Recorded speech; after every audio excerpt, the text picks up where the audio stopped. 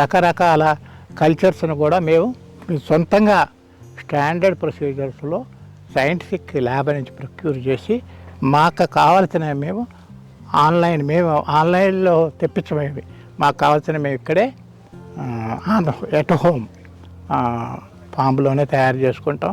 అది కూడా మీరు చూస్తారు, చాలా 32 రకాల పదార్థాలు మేము తయారు చేసుకుని అవి వాడటం జరుగుతుంది.